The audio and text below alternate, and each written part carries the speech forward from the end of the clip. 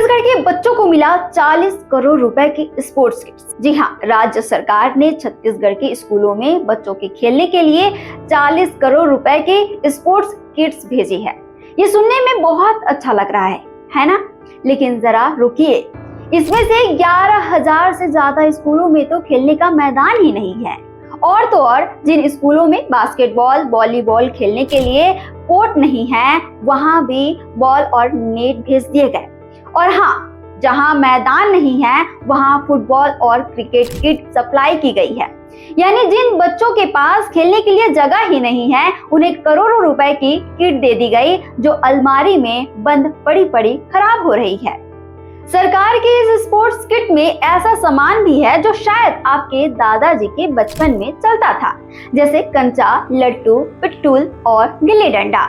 अब सोचिए, 9वीं से 12वीं तक के बड़े बच्चे क्या इनसे खेलेंगे? क्या इन्हें खेल के जरिए करियर बनाना है या फिर बस टाइम पास करना है?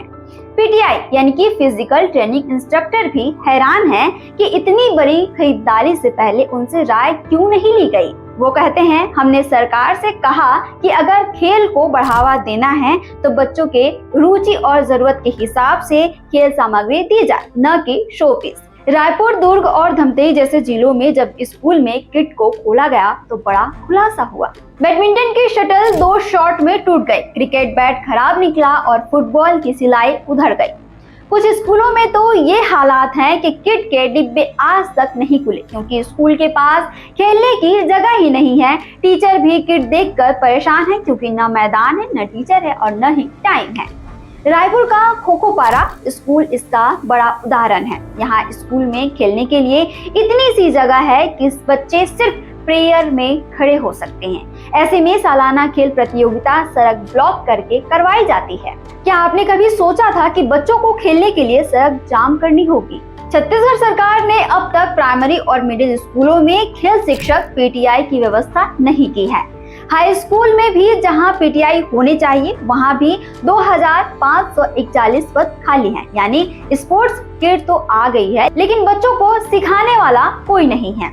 खेल विशेषज्ञ अखिलेश दुबे कहते हैं, कंचा, लट्टू, गिल्ली डंडा से बच्चों की शारीरिक विकास नहीं होगी। आज बच्चों की रुचि फुटबॉल, क्रिकेट और बैडमिंटन में है, तो उसी हिसाब से किट बननी चाहिए। शिक्षाविद जवाहर सूरीशेट्टी कहते हैं, बिना पीटीआई के स्कूल में खेल कराना बच्चों के साथ अन्याय है। और ये हाल तब है जब 2026 से नई राष्ट्रीय शिक्षा नीति में खेल को अनिवार्य किया जा रहा है। इस पर सवाल उठ रहे हैं कि क्या सरकार को बच्चों की पसंद और जरूरत पूछकर किट तैयार करनी चाहिए थी? क्या बिना मैदान और बिना टीचर के सिर्फ किट भेज देने से ही खेल को बढ़ावा देना है? 40 करोड़ की किट अगर अलमारियों में ही बंद रह जाए तो किसका फायदा है? किसका? अगर हमें सच में बच्चों को खेलने का मैदान देना है तो किट से पहले मैदान दो, शिक्षक दो और बच्चों की राय को अहमियत दो। वरना ये करोड़ों की किट सरकारी गोदामों और स्कूलों की अलमारियों में सड़ती रहेगी और खेल का नाम रहेगा सिर्फ कागजों और किताबों में। इस खबर पर आपकी क्या राय है? कमेंट करके जरूर बताएं। छत्तीसगढ़ से जुड़े और अपडेट्स के लिए आप देखते रहें वयम छत्तीसगढ़।